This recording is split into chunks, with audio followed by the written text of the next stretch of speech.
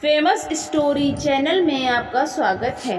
आइए आज मैं आपको सुनाती हूँ विष्णु नागर की व्यंग्य कहानी। कहानी एक चाकू की।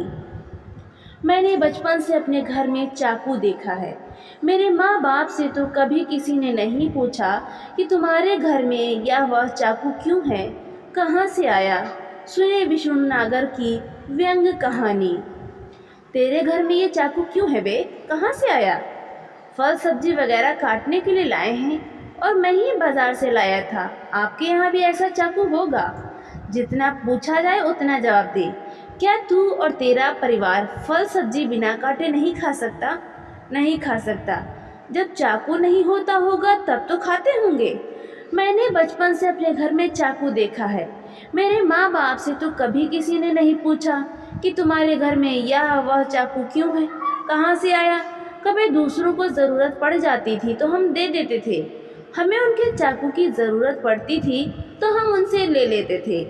कभी किसी को किसी के यहाँ चाकू होने से दिक्कत नहीं हुई। जब चाकू नहीं होता होगा तब नहीं होता होगा। मुझे नहीं मालूम कि कब नहीं होता था और तब लोग क्या किया करते थे। तेरे बाप दादा के बाप दादा के बाप दादा के समय तो नहीं रहा होगा, तब शायद आपके पूर्वजों के यहाँ भी नहीं रहा होगा। फिर बकवास। इंक्वायरी मैं तेरी करने आया हूँ या तू मेरी करने आया है? जवाब दे कि जब वे बिना चाकू के फल सब्जी खा सकते थे तो तू क्यों नहीं खा सकता? हम नहीं खा सकते। क्यों नहीं खा सकता? मैं यही तो पूछ रहा हूँ बे। बस कहाँ ना नहीं खा सकता। उनसे पूछा कभी कि वे तब कैसे खाते थे, तू भी उसी प्रकार खाया कर। तब जब ऊपर जाऊंगा तो पूछ लूंगा और फिर आकर आपको बता दूंगा। पक्का है? आकर जवाब देगा? हाँ एकदम पक्का है, 101%। तो अभी पूछ ले, देर क्यों करता है? क्या अभी से ऊपर चला जाऊं? हाँ हाँ चला जा, मगर जवाब देने वापस ज़रूर आना। और मान लो नहीं आ सका तो? उन्होंने नहीं आने दिया तो? अरे पहले जाकर तो देख, आने की कोशिश करना। नहीं आ सका तो तेरी हम गुमशुदगी की रिपोर्ट डाल देंगे। मगर जाऊं कैसे? कैसे जाना है यह तू जान। इसका पूरा अधिकार कानून तुझे देता है। इतना अधिकार मुझे है? हाँ आज तक तो है, कल की नहीं कह सकता।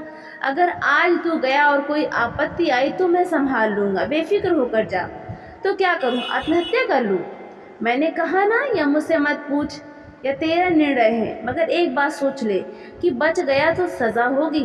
यह मत कहना कि मैंने तुझे आत्महत्या के लिए प्रेरित किया था। वैसे यह भी कहते हैं कि आत्महत्या करना कायरता होती है। मैं कायर ही तो हूँ कि हर घर में पाए जाने वाले चाकू पर आपने मुझ पर इतने सारे फालतू सवाल दागे और मैंने उनके जवाब दिए। अगर तू कायर है तो हमें कोई प्रॉब्लम नहीं, मगर कायर ही बने रहना, वरना तेरा ये चाकू तेरे ही खिलाफ काम आएगा। इसे हम जब्त कर रहे हैं और खबरदार, जो दूसरा चाकू खरीद कर लाया तो हमें सब खबर रहती है। हमारी सरकार फल और सब्जी के खिलाफ चाकू से की गई हिंसा के विरुद्ध है। नागरिकों को अब बिना चाकू के जीना सीखना होगा। बंदूक पिस्तौल की बात अलग है, इनको आज से लाइसेंस मुक्त कर दिया गया है। तू चाहे तो बंदूक पिस्तौल से फल सब्जी काटना सीख ले। सीखने पर आज तक कोई पाबंदी नहीं है, कल से उसकी भी कोई गारंटी नहीं। तो दोस्तों, आपको ये कहानी कैसी लगी? लाइक करें, शेयर करें और कमेंट करके हमें ज़रूर बताएं। और ऐसी ही कहानियाँ सुनने के लिए हमारे चैनल को सब्सक्राइब करना बिल्कुल भी ना भूलें। तो मिलते हैं अगली नई कहानी के साथ। बहुत बहुत धन्यवाद।